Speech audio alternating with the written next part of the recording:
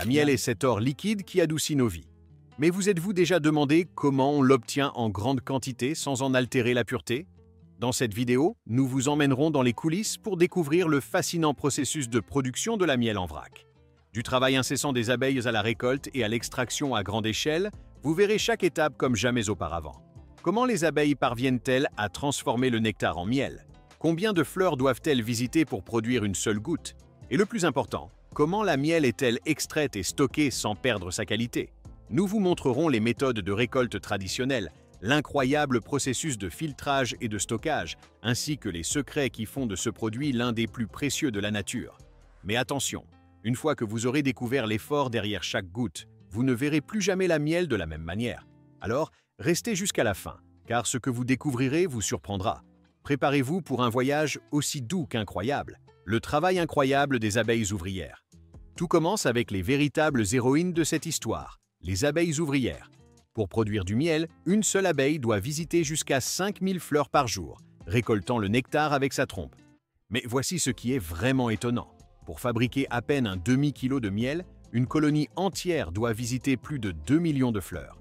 C'est un effort colossal qui démontre l'incroyable synergie de ces petites travailleuses. Une fois récolté, le nectar est stocké dans un organe spécial situé à l'intérieur de l'abeille, appelé le jabot à miel ou estomac de miel. Ici, des enzymes naturelles commencent le processus de transformation chimique du nectar en miel, décomposant les sucres complexes en sucres plus simples. Mais le travail ne s'arrête pas là. Lorsque l'abeille retourne à la ruche, elle régurgite et transfère le nectar à une autre abeille, qui le mâche et l'enrichit encore plus d'enzymes. Ce processus de trophalaxie, répété plusieurs fois, réduit progressivement la teneur en eau du nectar. Ensuite, les abeilles le déposent dans les alvéoles des rayons de miel et commencent à le ventiler activement avec leurs ailes. Ce brassage d'air constant évapore l'excès d'eau, permettant d'obtenir une miel épaisse et concentrée, avec une teneur en humidité optimale, moins de 20%. Lorsque la miel atteint le point de maturité parfait, les abeilles scellent les alvéoles avec une fine couche de cire, appelée opercule. Cette despense naturelle est alors prête à être récoltée. L'effort de ces minuscules travailleuses est impressionnant, et leur organisation sociale, un exemple parfait de collaboration naturelle. Mais maintenant vient la grande question. Comment toute cette miel est-elle extraite sans endommager la ruche et la colonie? C'est ce que nous allons voir. La récolte de la miel, un art de l'apiculteur. Maintenant que la miel est prête à l'intérieur des rayons, il est temps de passer à la récolte. Cependant, un apiculteur responsable ne prend jamais toute la miel. Il laisse toujours une quantité suffisante pour que les abeilles puissent survivre et se nourrir, surtout pendant les périodes plus froides ou de disette. C'est un équilibre délicat entre la production humaine et la survie de la colonie. Le processus commence souvent par l'utilisation d'un enfumoir, un outil qui libère une fumée douce et froide à l'intérieur de la ruche. Pourquoi la fumée? Car elle calme les abeilles en masquant leurs phéromones d'alarme et en les incitant à se gorger de miel, pensant qu'un incendie se déclare et qu'elles doivent faire des réserves. Cela réduit leur agressivité et permet à l'apiculteur de travailler plus sereinement et sans perturber gravement la colonie. Ensuite, les cadres des rayons de miel sont retirés délicatement de la ruche. C'est ici que la magie opère. Les alvéoles remplies de miel sont scellées par une couche de cire, appelée opercule. Avant d'extraire la miel, cette cire doit être retirée. Les apiculteurs utilisent un couteau à désoperculer chauffé ou un peigne spécial qui gratte délicatement la couche de cire sans endommager le rayon. C'est une étape cruciale qui demande précision et savoir-faire pour ne pas briser la structure fragile du rayon. Une fois les alvéoles désoperculées, les cadres sont placés dans un extracteur centrifuge. Il s'agit d'une machine rotative qui tourne à grande vitesse, utilisant la force centrifuge pour projeter la miel hors des alvéoles et la faire s'écouler le long des parois de l'extracteur. C'est un peu comme secouer un seau de miel pour en faire sortir le contenu. Cette méthode est préférée car elle permet d'extraire la miel sans détruire les rayons de cire, que les abeilles peuvent ensuite réutiliser, économisant ainsi leur énergie et leur temps. Enfin, la miel brute collectée est filtrée pour éliminer les impuretés comme les fragments de cire, les restes d'abeilles ou les particules de pollen visibles, afin d'obtenir un produit propre et homogène. Elle est ensuite stockée dans de grands conteneurs alimentaires en acier inoxydable, en attendant d'être conditionnée. Le résultat, de la miel pure, est prête à être savourée. Mais que se passe-t-il après? Comment cette miel arrive-t-elle jusqu'à nos mains? C'est ce que nous allons découvrir maintenant. Du récolteur à votre table, filtration, stockage et conditionnement. Une fois que la miel a été extraite de la ruche, il est temps de la préparer pour son grand début, arriver sur votre table. La première étape après l'extraction initiale est de laisser la miel reposer dans de grands tanks de décantation. Pendant cette période, les bulles d'air et les éventuelles impuretés résiduelles, comme de petits fragments de cire ou de pollen, remontent naturellement à la surface. Elles peuvent ensuite être écumées, laissant la miel plus claire en dessous. Ensuite, la miel passe par un dernier processus de filtrage, souvent à l'aide de tamis très fins ou de filtres à mailles serrées, pour s'assurer que chaque goutte est parfaitement pure et cristalline, sans aucune particule indésirable. Ce filtrage est généralement léger pour préserver au maximum les propriétés naturelles de la miel. Il est important de savoir que, selon le type de miel et sa composition en sucre, glucose et fructose, certaines miels peuvent cristalliser naturellement avec le temps. Cela se manifeste par un épaississement et une texture granuleuse. Mais ne vous inquiétez pas, cela ne signifie absolument pas qu'elle est altérée ou de mauvaise qualité. C'est un processus naturel dû à la teneur élevée en glucose de la miel.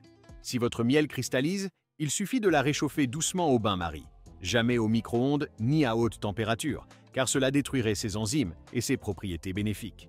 Elle retrouvera alors sa consistance liquide d'origine. Après le filtrage final et la décantation, la miel est prête à être conditionnée. Elle est versée dans des bocaux en verre de différentes tailles, des bouteilles en plastique souple ou des seaux pour la vente en gros.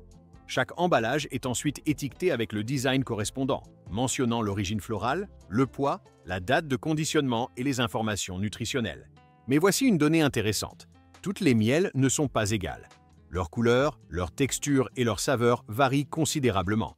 Certaines sont plus foncées et plus épaisses, avec des arômes intenses, comme la miel de sarrasin ou de châtaignier, tandis que d'autres sont plus claires et plus liquides, avec des saveurs délicates, comme la miel d'acacia ou de trèfle. Tout dépend des fleurs que les abeilles ont visitées pour collecter le nectar. C'est ce qui fait la richesse et la diversité de ce produit naturel. Finalement, la miel arrive dans les supermarchés, les magasins spécialisés, les marchés de producteurs ou directement chez les consommateurs qui recherchent un produit pur, naturel et plein de bienfaits. Mais qu'est-ce qui rend la miel si spéciale pour notre santé?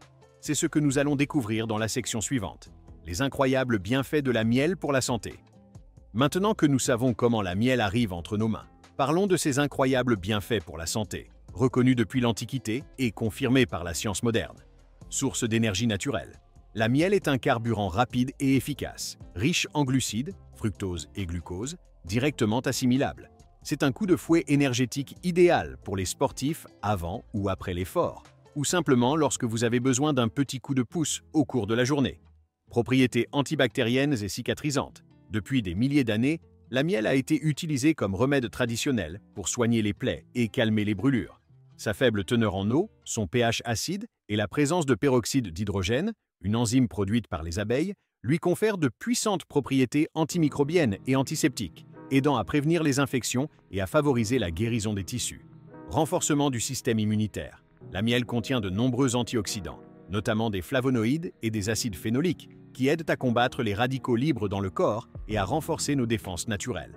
Elle peut ainsi contribuer à mieux nous protéger contre les rhumes, les grippes et autres affections saisonnières. C'est un remède naturel que nos grands-mères connaissaient très bien. Soulagement de la gorge et de la toux.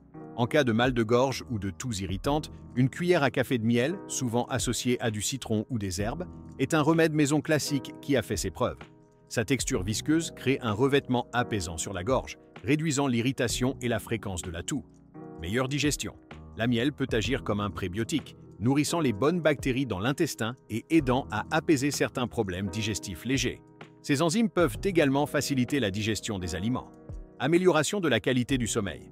Pour ceux qui ont du mal à dormir, une petite cuillère de miel avant de se coucher peut être bénéfique. La miel aide à libérer de la sérotonine, qui est ensuite convertie en mélatonine, l'hormone du sommeil, favorisant ainsi un repos plus profond et réparateur. Mais est-il vrai que la miel ne se gâte jamais? La réponse vous surprendra. Nous allons le découvrir dans la section suivante. Le secret de la longévité de la miel. Un aliment éternel? Vous avez sûrement entendu dire que la miel peut durer éternellement. Mais est-ce un mythe ou une réalité? C'est complètement vrai. La miel est l'un des rares aliments au monde qui ne périment jamais. Des jarres de miel ont été découvertes dans des tombes égyptiennes datant de plus de 3000 ans, et elles étaient encore comestibles. Pourquoi la miel possède-t-elle cette incroyable capacité à ne jamais se gâter? Faible humidité. La miel contient très peu d'eau, généralement moins de 18%. Cette faible teneur en eau empêche la croissance des bactéries, des levures et des moisissures, qui ont besoin d'humidité pour se développer et dégrader les aliments. Acidité élevée, la miel a un pH bas, typiquement entre 3,2 et 4,5. Cet environnement acide est hostile à la plupart des micro-organismes, créant ainsi une barrière naturelle contre la prolifération bactérienne. Présence de peroxyde d'hydrogène. Lorsque les abeilles produisent la miel, elles y ajoutent une enzyme appelée glucose oxydase. Cette enzyme, en contact avec l'eau, produit du peroxyde d'hydrogène, un composé naturel qui agit comme un puissant conservateur et antiseptique. Mais que se passe-t-il si votre miel se cristallise? Ne vous inquiétez pas, cela ne signifie absolument pas qu'elle est endommagée. C'est un processus naturel et irréversible qui indique souvent une miel de bonne qualité et non chauffée excessivement. Il suffit de la réchauffer doucement au bain-marie, en plaçant le pot dans de l'eau tiède sans jamais la faire bouillir pour ne pas détruire ses nutriments, et elle retrouvera sa fluidité initiale. Maintenant que vous connaissez le pouvoir incroyable de la miel et sa longévité exceptionnelle, comment pouvez-vous identifier une miel pure d'une miel adultérée? C'est ce que nous allons voir dans la section suivante. Comment reconnaître une miel pure? Évitez les falsifications. Attention, toute la miel que vous achetez n'est pas 100% pure. Malheureusement, de nombreuses marques et producteurs malhonnêtes ajoutent des sirops de sucre, comme le sirop de maïs à haute teneur en fructose, le sirop de riz ou le sirop de betterave, ou d'autres édulcorants artificiels pour réduire les coûts de production et augmenter leur marge. Comment éviter de vous faire tromper et vous assurer que vous achetez de la miel authentique? Voici 3 tests simples et des conseils pour vous aider à identifier la miel pure. Le test du verre d'eau. Prenez une cuillère à soupe de miel et déposez-la délicatement dans un verre d'eau à température ambiante. Si la miel se dissout facilement et se mélange rapidement à l'eau, il est fort probable qu'elle soit falsifiée ou qu'elle contienne des additifs. Si la miel coule et se dépose au fond du verre, formant une couche dense et prenant un certain temps à se dissoudre si vous ne la mélangez pas, c'est un bon signe de pureté. La miel pure a une densité plus élevée que l'eau et ne se mélange pas instantanément. Le test du feu ou de l'allumette. Trempez la pointe d'une allumette dans la miel et essayez de l'allumer. Si l'allumette prend feu facilement et que la miel brûle, c'est un indicateur de miel pure. La miel pure est inflammable en raison de sa faible teneur en eau et de sa composition en sucre. Si l'allumette ne prend pas feu ou s'éteint, cela signifie que la miel contient probablement trop d'eau ou d'autres additifs, empêchant la combustion. L'examen de l'étiquette et des caractéristiques visuelles. Vérifiez l'étiquette. Lisez attentivement la liste des ingrédients. Si vous y trouvez des termes comme sirop de maïs, sirop de glucose, fructose ou tout autre sucre ajouté, ce n'est pas de la miel 100% pure, mais une miel adultérée ou un mélange. Recherchez toujours la mention « miel 100% pur » ou « miel brut ». Raw honey. La cristallisation.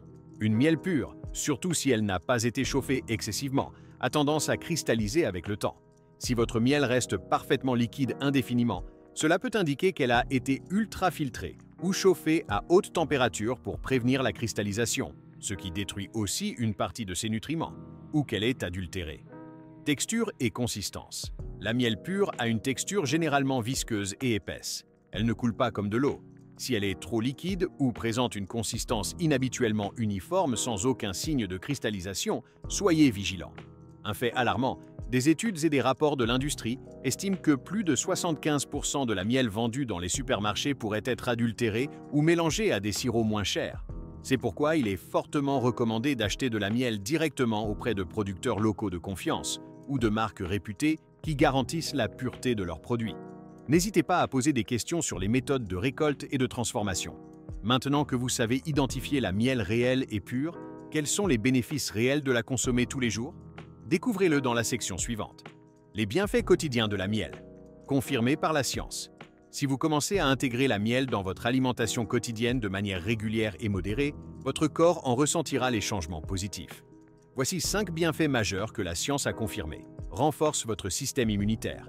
La miel est un véritable trésor d'antioxydants, de flavonoïdes et possède des propriétés antibactériennes et antivirales naturelles.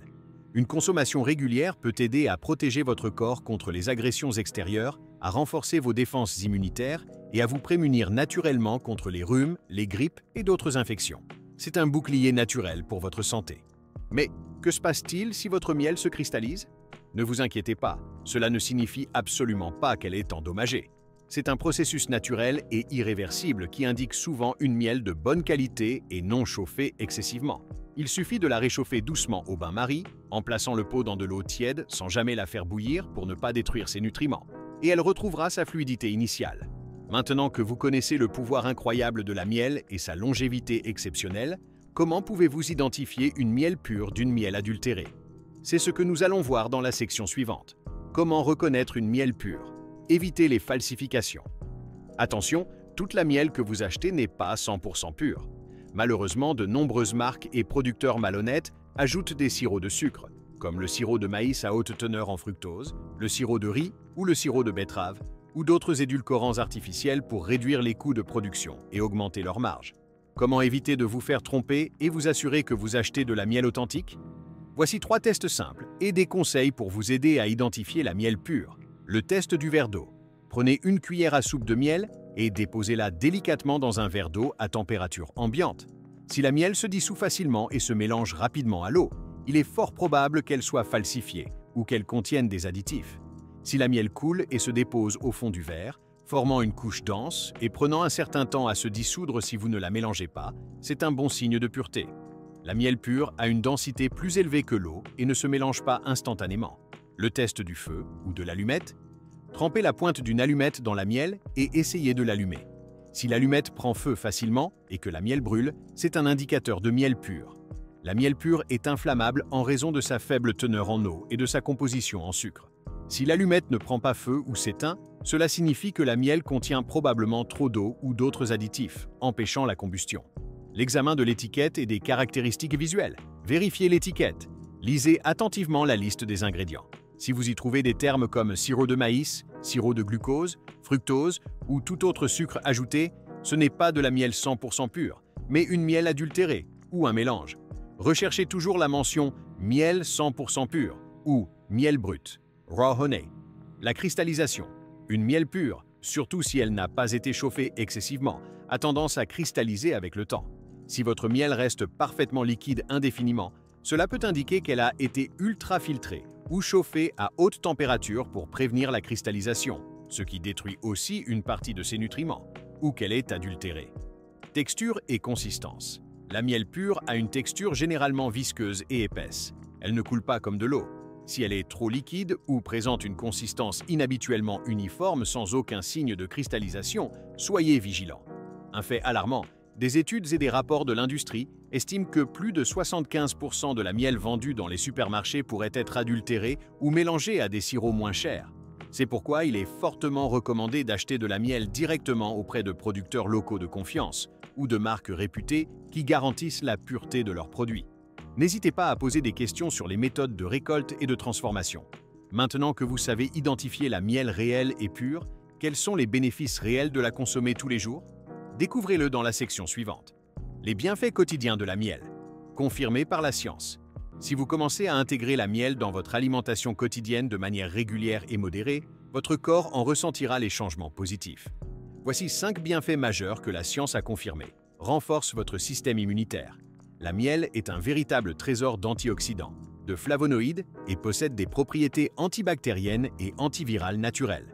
Une consommation régulière peut aider à protéger votre corps contre les agressions extérieures, à renforcer vos défenses immunitaires et à vous prémunir naturellement contre les rhumes, les grippes et d'autres infections.